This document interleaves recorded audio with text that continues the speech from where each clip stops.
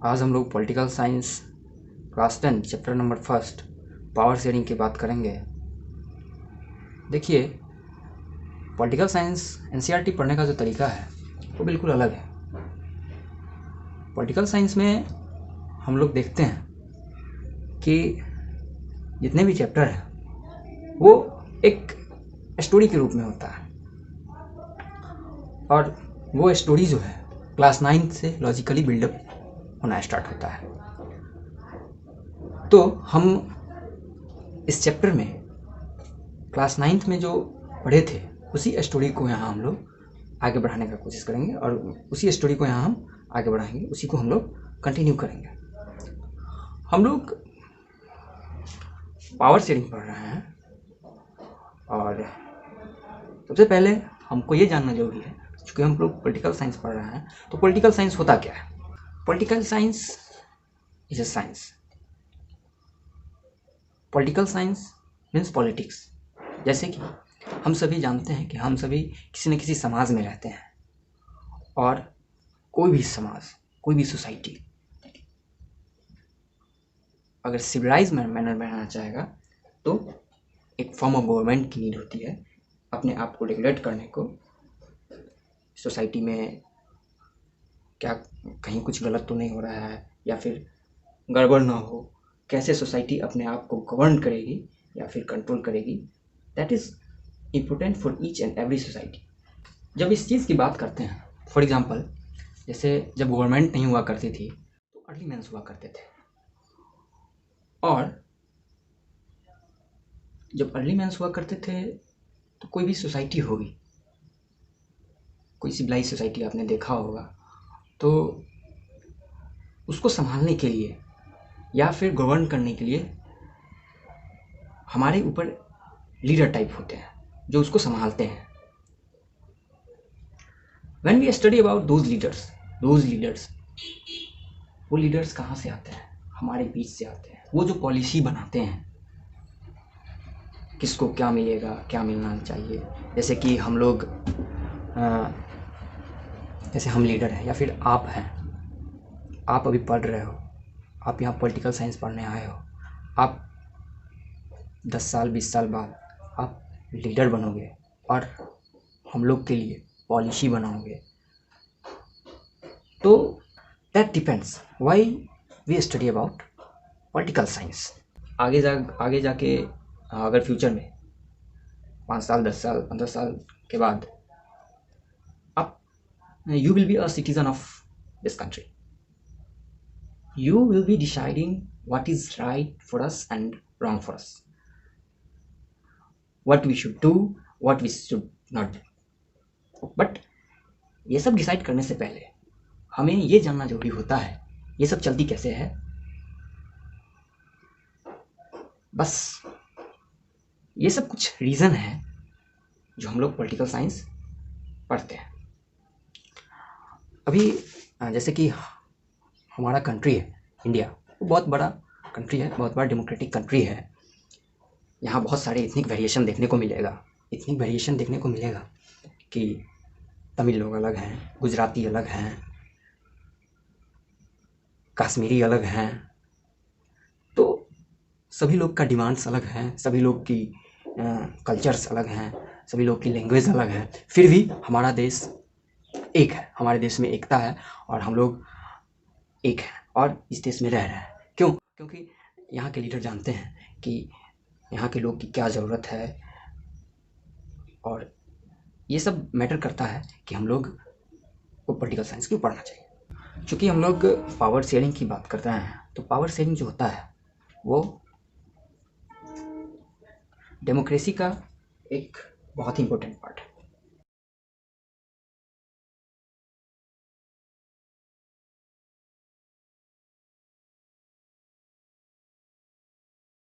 जब कभी भी हम पावर शेयरिंग की बात करेंगे तो आपके दिमाग में एक सवाल आएगा, पावर शेयरिंग मतलब क्या?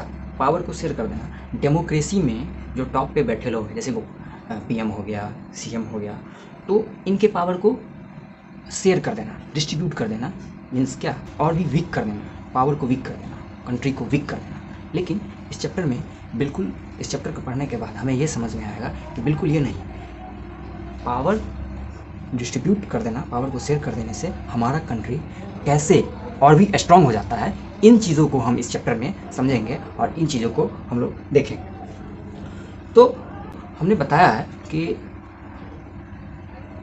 इस चैप्टर की शुरुआत दो स्टोरी से होता है, दो कंट्री के स्टोरी से होता है, बेल्जियम और श्रीलंका। तो इन पावर शेयरिंग को समझने के लिए, फील करने के लिए, पावर शेयरिंग क्या होता है, पावर शेयरिंग क्यों ज़रूरी है, तो किसी भी चीज़ को फील करने के लिए सबसे अच्छा तरीका है कि एग्जाम्पल से पढ़ते हैं। हम स्टार्ट करते हैं उन कंट्री से जहाँ पावर शेयरिंग का एक अच्छा एग्जाम्पल देखने को मिले। आइए बात करते हैं बेल्जियम की। हम लोग बात कर रहे हैं बेल्जियम। बेल्जियम जो है यूरोप का एक छोटा सा देश है, जो कि जिसका सीमा, जिनका बॉर्डर जो है वो नीदरलैंड, जर्मनी और लग्जमबर्ग से सटा होता है। इनका कैपिटल जो है वो ब्रुसेल्स,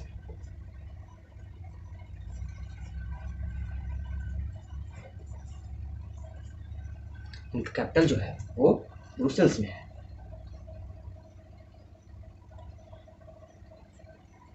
और इनका पॉपुलेशन 1 करोड़ से थोड़ा अधिक होगा, लाइक हरियाणा, सॉरी, ये एक हरियाणा के जैसे ही एरिया में हरियाणा के जैसा है, और पॉपुलेशन में हरियाणा से आधा होगा। इनका पॉपुलेशन 1 करोड़ से थोड़ा अधिक होगा। इन कंट्री का जो एथनिक कंपोजिशन है वो देखेंगे।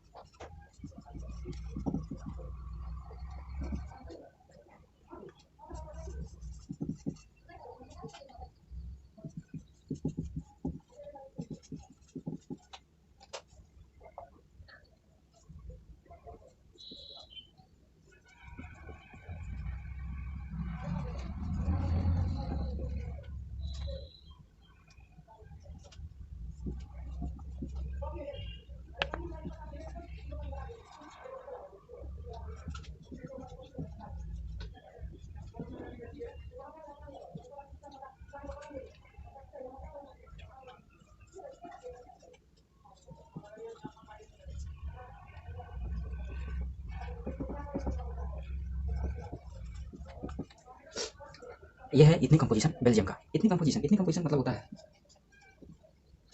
देखेंगे इतनी कंपोजिशन।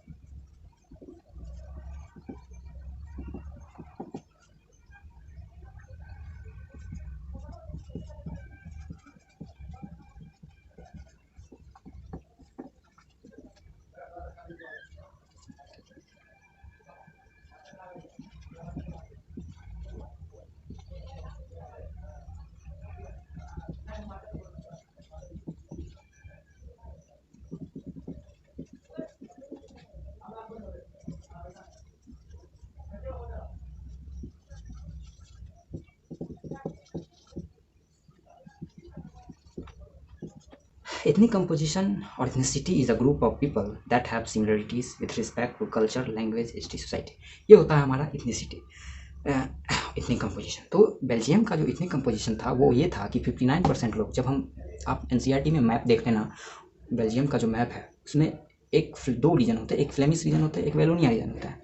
तो फ्लेमिश रीजन में जो 59% लोग रहते थे वो डच स्पीकिंग थे, वो डच लैंग्वेज बोलते थे, और 40% जो वेलोनिया रीजन में रहते थे वो फ्रेंच लैंग्वेज बोलते थे, और 1% जो लोग थे जो कि ऑल ओवर कंट्री भी में डिस्ट्रीब्यूटेड थे, मतलब कि 1% जो थे वो जर्मन लैंग्वेज बोलते थे।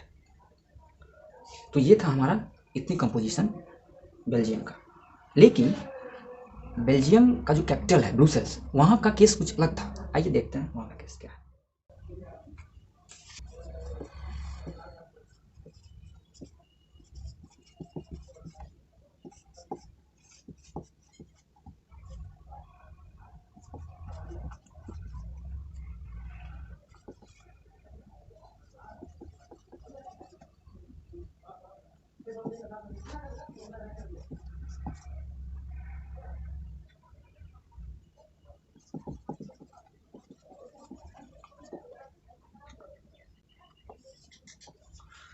बेल्जियम का जो कैपिटल है ब्रुसेल्स, वहाँ का जो केस देखने को मिला वो ये था कि 80% लोग फ्रेंच लैंग्वेज बोलते थे और 20% लोग जो है वो डच स्पीकिंग थे। एक और इम्पोर्टेंट बात ये कि जो 40%, जो ऑल ओवर कंट्री में जो 40% लोग रहते थे, जो फ्रेंच स्पीकिंग थे, जो फ्रेंच स्पीकिंग थे, फ्रेंच स्पीकिंग थे, वो काफ़ी रिच और पावरफुल थे। ये एक रीज़न है जो कि कैपिटल में लोग 80% लोग जो है रहते थे और वो फ्रेंच लैंग्वेज बोलते थे। ये एक रीज़न है जो 80% लोग जो फ्रेंच स्पीकिंग थे वो बेल्जियम के कैपिटल ब्रुसेल्स में रहते थे। तो बेल्जियम में देखा गया, यहाँ लैंग्वेज के आधार पे दो ग्रुप थे, एक फ्रेंच स्पीकिंग थे, एक डच स्पीकिंग थे। और फ्रेंच स्पीकिंग जो थे ऑल ओवर कंट्री में उनका 40% लोग जो है फ्रेंच स्पीकिंग थे और 59% लोग जो है वो डच स्पीकिंग थे। लेकिन कैपिटल में ये था। तो ये यहाँ का इथनिक वेरिएशंस, इथनिक कंपोजिशन यहाँ का देखने को मिला। और अब नेक्स्ट केस हम श्रीलंका की बात करते हैं, वहाँ देखा जाए क्या केस है। श्रीलंका का इथनिक कंपोजिशन कुछ बेल्जियम से कुछ अलग था।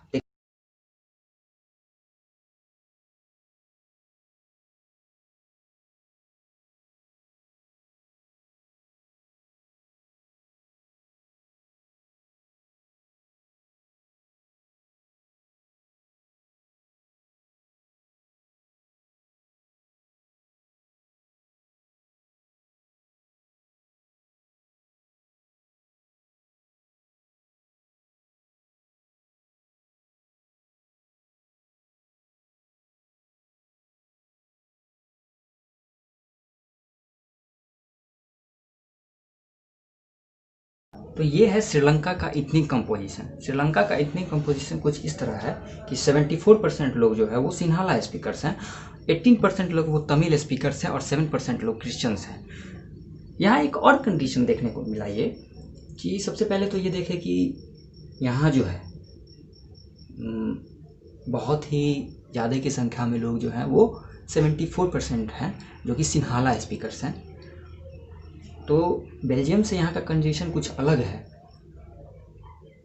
और यहाँ एक और ये कंडीशन है, यहाँ रिलीजन्स का भी एक कंडीशन है। जो 74% लोग सिन्हाला स्पीकर्स हैं वो बुद्धिस्ट हैं।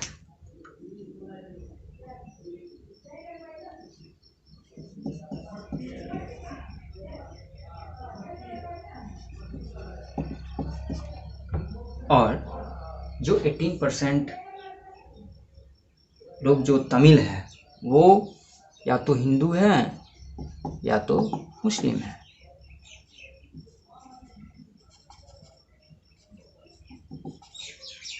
और 7% लोग जो हैं वो क्रिश्चियंस हैं, वो दोनों सिन्हाला और तमिल स्पीकर्स हैं।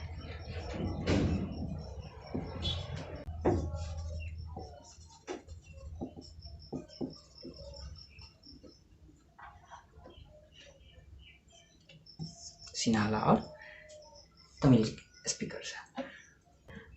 जो तमिल स्पीकर्स हैं, जो हिंदू और मुस्लिम जो तमिल स्पीकर्स हैं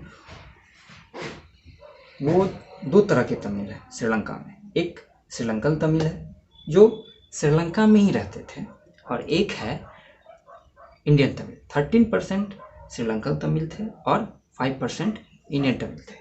ये 5% वो इंडियन तमिल है जो कि कॉलोनियल पीरियड में, मतलब कि औपनिवेशिक शासनकाल में तमिल से जो हिंदुस्तानी तमिल है वो मतलब काम करने के लिए श्रीलंका जो आए, वो तमिल है। तो इस तरह से हमारा इतनी कंपोजिशन जो है वो श्रीलंका का इतनी कंपोजिशन है। ये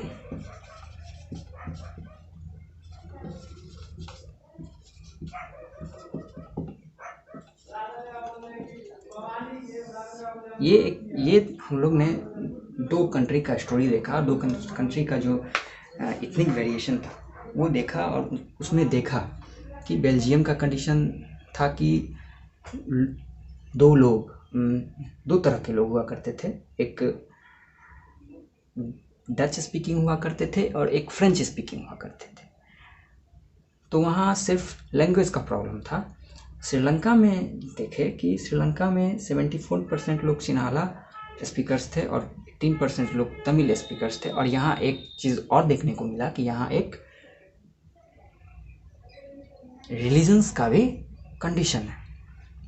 चूँकि हम लोग पावर शेयरिंग पढ़ रहे हैं, और पावर शेयरिंग में पहले ही हमने बता दिया है कि इसकी शुरुआत 2 स्टोरी से की गई है, और उस स्टोरी से हम समझने का ये कोशिश करेंगे कि पावर शेयरिंग क्यों नीड है हम लोग के लिए और क्यों ज़रूरत है।